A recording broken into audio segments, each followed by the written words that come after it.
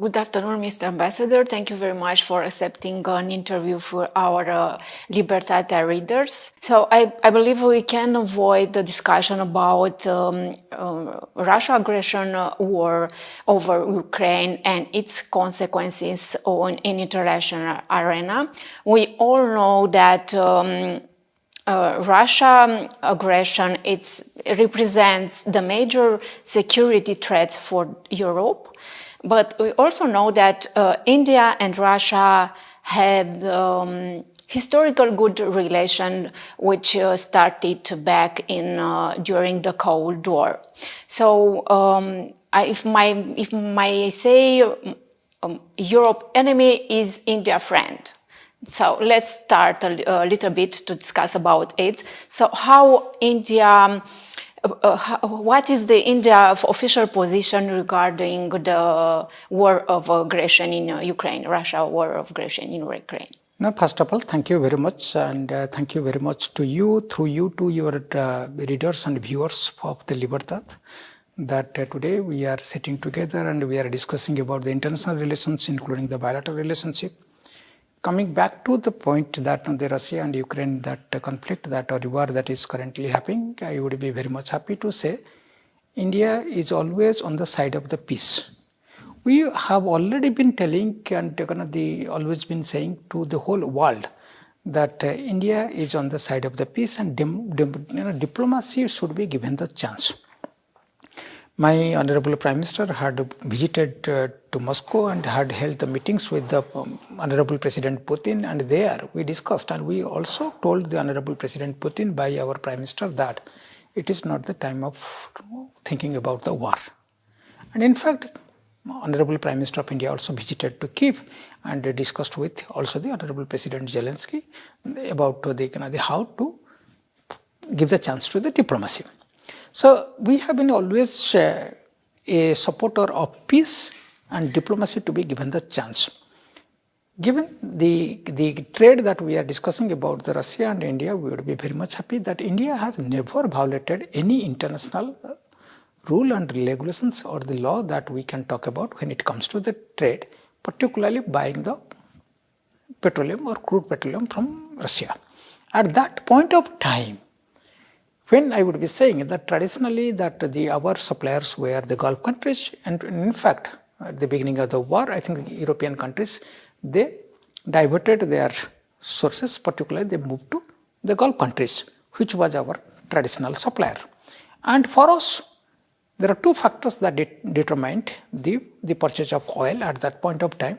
One is steady supply and second is the cost, basically affordability and also the availability. And Russia was the steady supplier at that point of time as well as affordable, because the price that was mentioned by the European Union and also by the USA. And we bought and we adhered to the price that was indicated. And I would be saying that India didn't violate also that. And in fact, India was requested by the countries to go and buy the Russian oil.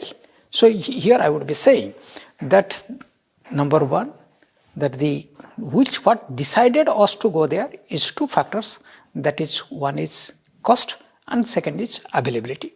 And second, the factor is that Russia has been a traditional partner. But here I would be saying, look at this one, that we are celebrating the 78 years of establishment of diplomatic relationship between Romania and India. And in fact, after 2 years, we would be celebrating the 80th. 8 decades of relationship, and the Honorable President of India visiting, and which would be helping us to renew the whole bilateral relationship and take the relationship to the next level. Mm-hmm. So given that, I would be saying, it is not that we are strengthening our relationship with Russia at the cost of Europe. Our relationship is always, look at this one, that we have signed the free trade agreement with the European Union and India, which would be the 25% of the whole world's GDP as well as 25% of the whole world's population.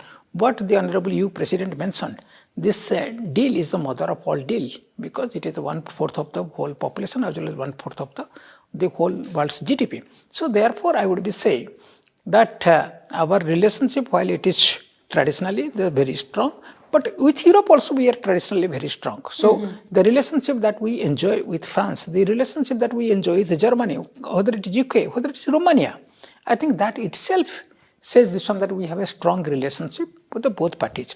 Coming back, I think I would give you another example.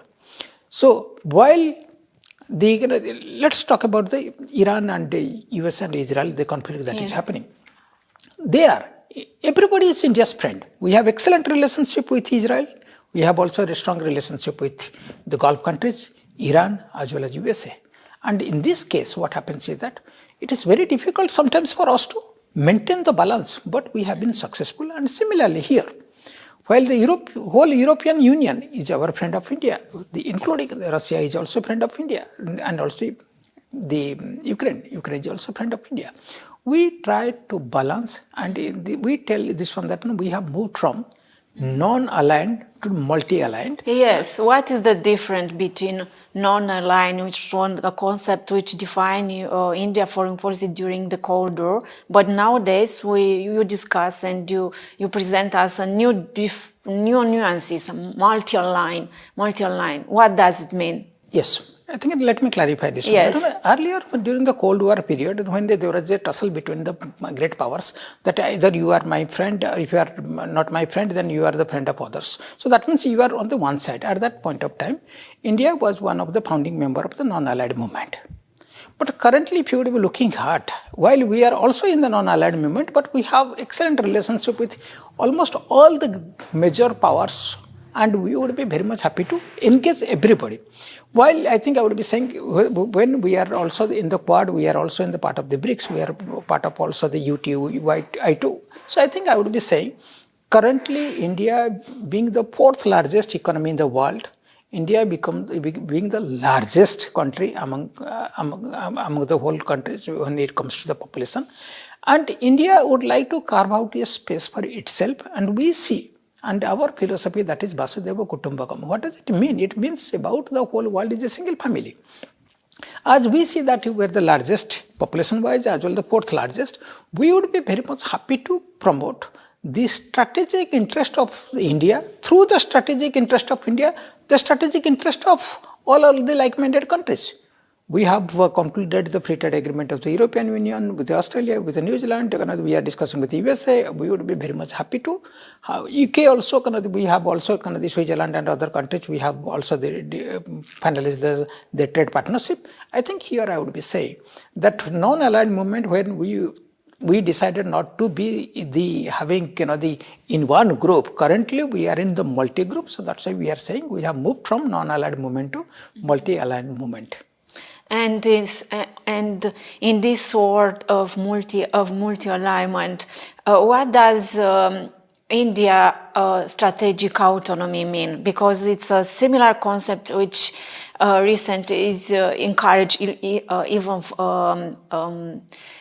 by the European officials. If you read some books about India foreign policy, you will frequently find out this concept. Our foreign policy is independent of our relationship with any other countries. So which means that our policies are driven by our own country's interest, and most of our country's interest is the global interest also. So for example, I would be saying the climate change. Mm-hmm. Currently, we are generating more than 530 or 550 gigawatt of the energy, the potential. And out of that, 280 gigawatt is from the renewable energy. In fact, I think I would be saying yesterday at 11:52 or 53 a.m. in India, where more than 50% of our energy requirement came from the renewable energy. And we see that by 2030, and in another 4 years, we would be generating more than 500 gigawatt of renewable energy. So while this is our strategic policies, that is also aligning with the whole world. Mm-hmm. So what we wanted to say here is that our foreign policy would be guided by we see this from the India first. However, when it is India first, we would be very much happy to have that India first. India has some of the ideas which is going to help the whole global south, or otherwise I would be saying the whole world. As I mentioned, that we would like to see. So I'll give another example that you would be understanding. COVID-19 happened. irrespective of the fact that there are countries which stopped exporting the critical materials or raw materials that were required to manufacture the vaccines, manufacture the medicines. And some of the countries, they stopped exporting the medicines. What did India do? India came forward and supplied the vaccines to more than 90 plus countries, close to 100 countries. During the pandemic? During the pandemic. And India also supplied the 150 plus countries the essential medicines. And that is why today India has been called as pharmacy of the world. So what does it mean? When we talk about that our foreign policy is guided by our strategic autonomy. But we see this one, that through that we would be very much happy to help other like-minded countries, including the global south. Coming back to the new agreement between the EU and India, please explain a little bit what are the gains for from the India perspective, because you know that you release all the tariffs, all these kind of obstacles between these two blocks. What are the ambitions of India for the coming years? I think India and European Union, we are the like-minded countries. We both are democratic, like-minded. We have a rule of law. We have human rights. Anything that we talk about in a modern concept, nation concept, the agreement that we have signed, as I mentioned here, that it is the Honorable EU President mentioned this one, that it is the mother of all trade agreements. What does it mean? It is on 25% of the whole world's population, as well as it covers 25% of the whole world's GDP. That is why it is called mother of the all trade deal. Now, coming back to the point is that while the European countries, they would be getting the access to the largest 1.4 billion population plus the middle income group is increasing very fast. And the purchasing power parity, if you would be looking at, we are currently more than $20 trillion. While in absolute terms, it is $4.2 or $4.3 trillion. But the purchasing power parity, it is more than $20 trillion. We are the fourth largest economy in the world. We see that by 2030, we may be becoming the third largest economy in the world. By the time we would be becoming 2047, 100 years of we would be celebrating 100 years of our India's independence. We see this one that we would be a developed country. So just imagine that $30 trillion plus economy, the European countries would be getting the access, plus the largest. So given that, what we are looking at from Europe has more than 450 plus million people. Per capita income is higher than the sum of the countries, the developed countries. And I would be saying, given that, it is a win-win situation. As I am sitting here in Romania, let me say this one, that how the Romania would be getting the benefit. We see, I think both Romania and India see this one, that the Romania can become the gateway of Europe for the Indian companies and India. Can you detail a little bit your idea? What does it mean that Romania can be a gate for Indian companies? So what we see is that currently, if you would be looking at that, in the trade, how the trade would be moving, that is one, and how the pandemic has affected and how the world has been affected because of the two wars that is continuing. Okay, so let me come back to the point. Point is that how the trade is basically, if you would be looking at the Europe and the India and the trade, most of the trade is basically going through Suez Canal, and some it is going to the Spain or the Italy or the Amsterdam, like that. The less trade is coming to the Constanța port or the Black Sea. Yes. So what we see is that rather than going to the Amsterdam, if it would be coming to the Black Sea, so what would happen? First of all, the distance would be less. Plus, through the Constanța, through Romania, through Danube River, we can go to the central European countries, including the Germany and that region.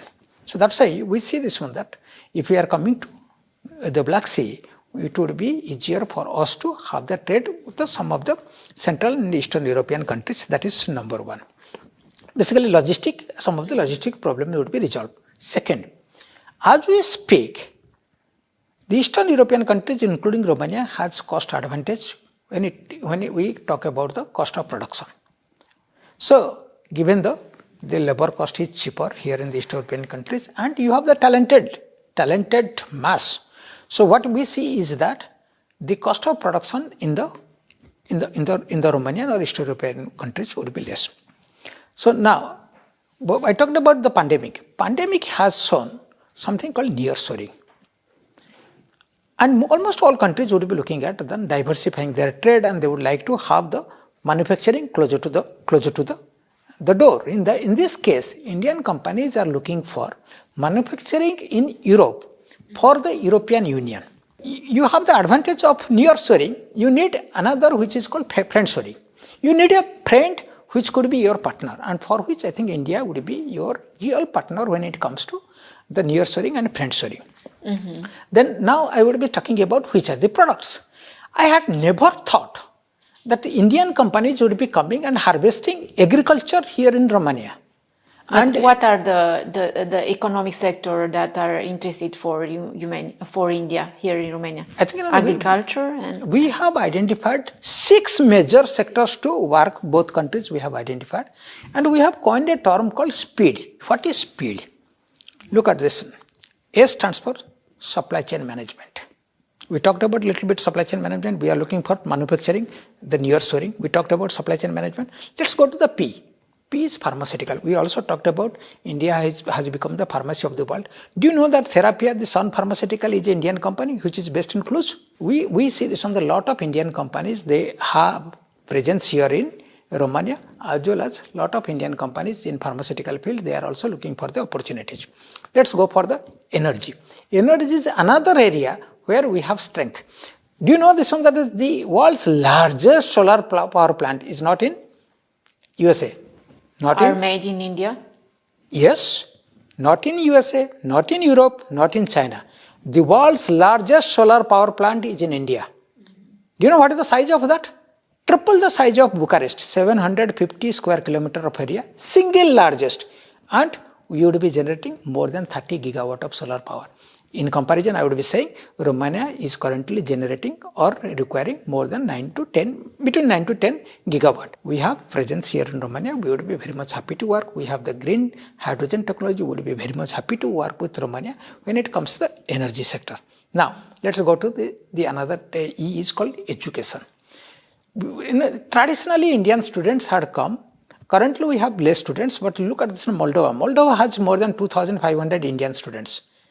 We would like not only the Indian students to come to Romania, but also we would like Romanian students to visit India, whether it is joint research, dual degree, faculty exchanges, student exchanges. We would be very much happy to encourage. We have iTech. And did you sign an agreement between Minister of Education from Romania and from those from India? We have several agreements between the different universities. Let's talk about how this to be implemented. Mm-hmm. So let me finish, then we can come back. So and then the D stands for digital. There are a lot of Indian companies, they have their presence here in Romania. And as we move from the ITES to artificial intelligence, yes, we would be very much happy. Are afraid a little bit about this competition with the Indians. Indians. We would be very much happy to work. Look at this one, that both the countries we have been focusing on the mathematics. What is the contribution of India for mathematics? Contribution of India towards mathematics is 0. What does it mean? What does it mean? Romania, where the focus is on mathematics, when we talk about the contribution of India towards mathematics is 0, what does it mean? I don't know. Who did invent the 0? Indians. So because of our mathematics knowledge, today we call ourselves as, or the whole world has recognized India as an IT superpower. So in the artificial intelligence, currently the artificial intelligence, the programs that we have developed, I think last week I was reading one news article that talks about Indians have started using artificial intelligence for detecting the movement of elephants. When the elephants would be moving in herds, the vibration that would be generated, that would be detected by the artificial intelligence, and through that artificial intelligence, it would be conveyed to the nearest railway station, so that all those locomotives, all those trains would be moving at a lesser speed or low speed, so that accidents should not be happening. So just imagine there has not been a single field where we have not introduced the artificial intelligence. We would be very much happy to work. The another area that we have been discussing is defense. Defense, as we speak. You also signed an agreement 10 years ago, but it's not so developed. Yes. So for the common people, you would not be knowing that 3 months before we held the joint working group on the defense, we have been approved to invest more than $280 million for defense equipment manufacturing by Indian companies here in Romania. As we speak, we have also discussed joint production of the drones here in Romania. And we would be very much happy to work with Romania when it comes to the defense. So you want to create together with the Romanians drone factory here? Yes, with that we have proposed. In fact, one of our company had demonstrated our capacity. We would be very much happy to discuss with the Romanian authorities, and we will be taking it forward. So these are the 6 areas we have discussed. And other than that, whether it is called fertilizer manufacturing, whether it is called the people-to-people connection like the sports, and Romania needs the workforce, and India is the largest workforce in the world. 65% of the whole India's population is less than 35 years. So we would be very much happy to work with, and people-to-people contact is a strong pillar in our bilateral relationship. We would be very much happy to work. And we see our relationship between India and Romania is complementary in nature. Any field that you can talk about, we can find the ways how to work with each other. And what about Republic of Moldova? Because you are also responsible also for this country. And you said in other meeting that there are also some Indian companies which want to develop in Republic of Moldova. Can you give us some details about this? Yes. What kind of sectors and why it's interesting the Republic of Moldova for India? See, first point is that the Romania and Moldova both have excellent relationship, bilateral relationship. Yes, of course. So I think the Republic of Moldova is our little brother. Yes, I would be saying this one, that I am also responsible for both the countries, and you would be happy to know that Honorable President of India would be visiting both the countries. Both countries. Both countries. Great. So that's why I think you should thank me for that. Now let me tell you that to answer your question directly, let me tell you what. Please.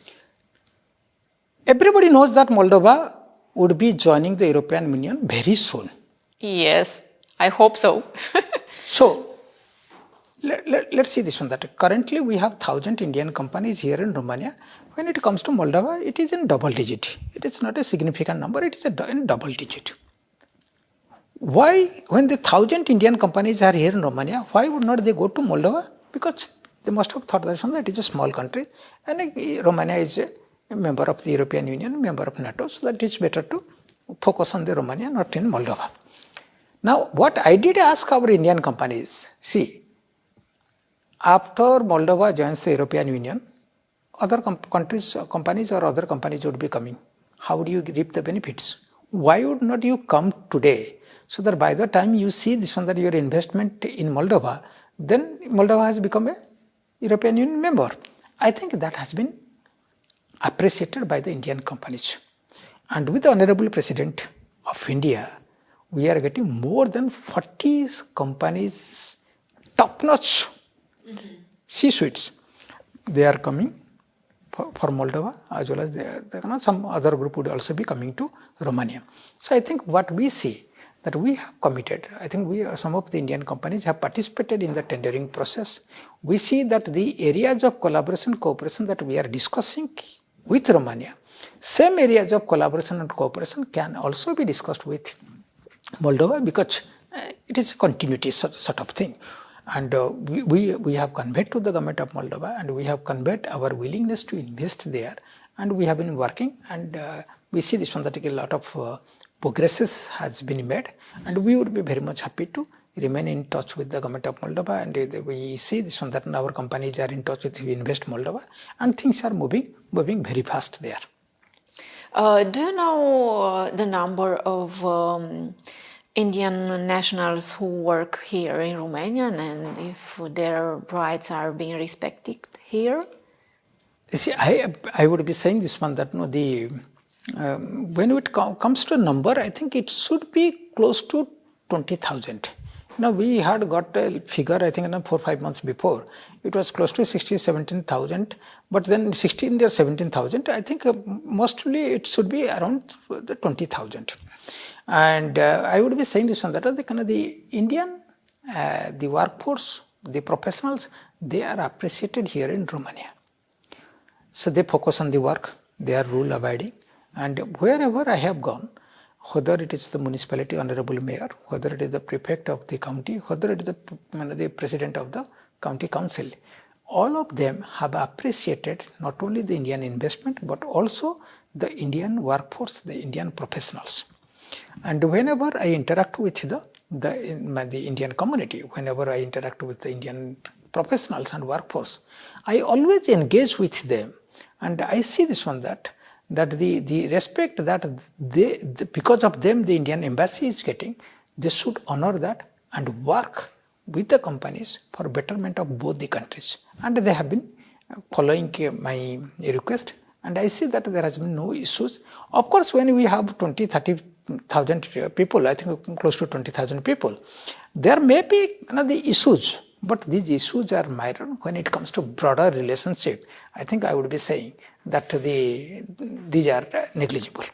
Mm-hmm. So the condition here in Romanians are good for them. Yes, and I think the appreciation is from both the sides.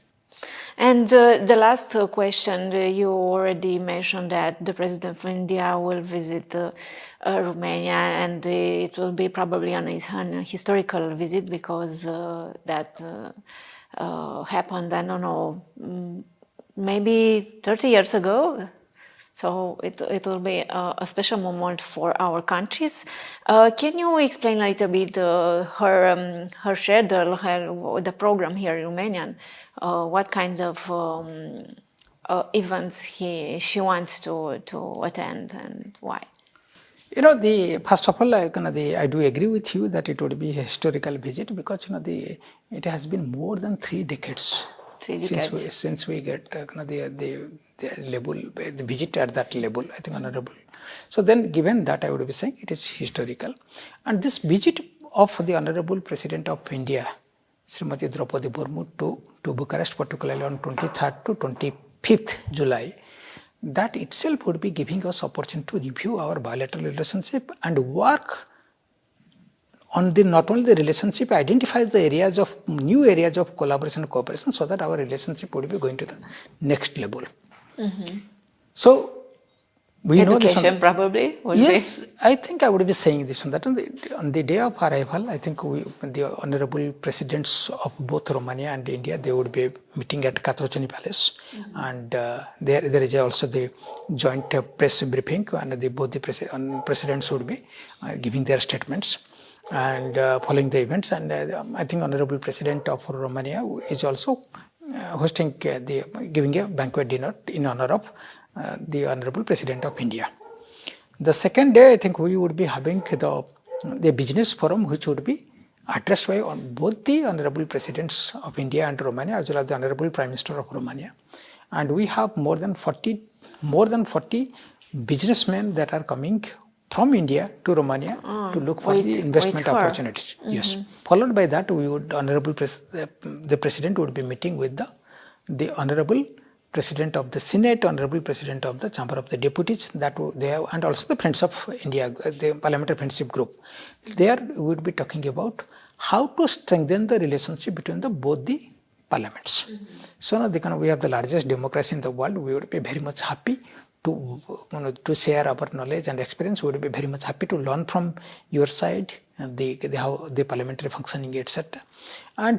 And following which, also, I think Honorable Prime Minister President would be visiting the tomb of the unknown soldier, where we would be paying the respect, and that itself would be saying this one, that the commitment for the India for the independence and the sovereignty of the country, and we would be very much happy that our Honorable President would be visiting and paying the respect there.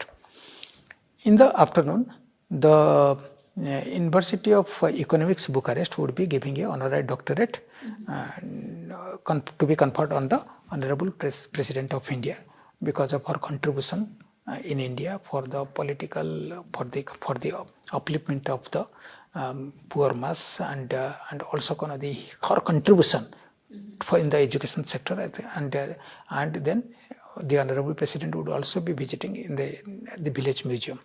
And we know the way the Romania has preserved the concept of village through a museum. We have the similar concept, and we would be, and the Honorable President during the visit would also be planting a small tree in the name of the Ek Ped Maa Ka Naam. That is basically a commitment of India. For the future generation, we plant a tree, and every year it is expected that every person to plant at least one tree. So that just imagine that if we are planting 1.5 billion tree in a year, so that's why. So that, and always in the name of the mother, and we also treat Mother Earth. So that's why we would be showing our respect to the Mother Earth by planting a tree. And next day, as we discussed about the community, Honorable President would be meeting with the community, the large community that we have here, and then Honorable President would be leaving for India. We appreciate, we also welcome the investment by Romanian companies in India. And our Honorable President would also be talking about India's growth story in the last 10-15 years, and invite the Romanian investors to visit India. Of course, we know there are companies who are looking for the opportunity to visit India, and definitely we will be speaking to them. And that is why it is when we talk about the business forum, it is not only from India. It is from both the countries. So it's a forum because they want to each other better and maybe develop together some business. Yes, the idea is that the money speaks. And if the business would be flourishing, the relationship would be becoming stronger. So that's why what we see, this relationship, it has all the elements, whether it is trade, commerce, science and technology, education, defense, the people-to-people connections, political at the highest level review of our bilateral relationship. This visit has all the components, and that is why it would be a historical visit. And we see that through this visit, our relationship would be going to the next level, and we are looking forward to that. Thank you very much, Mr. Ambassador. Thank you. Thank you very much. And once again, I would like to convey my sincere gratitude to you and to all of your colleagues, and through you and through your colleagues, to the readers and viewers of Libertat, that you have brought India closer to them. Thank you very much.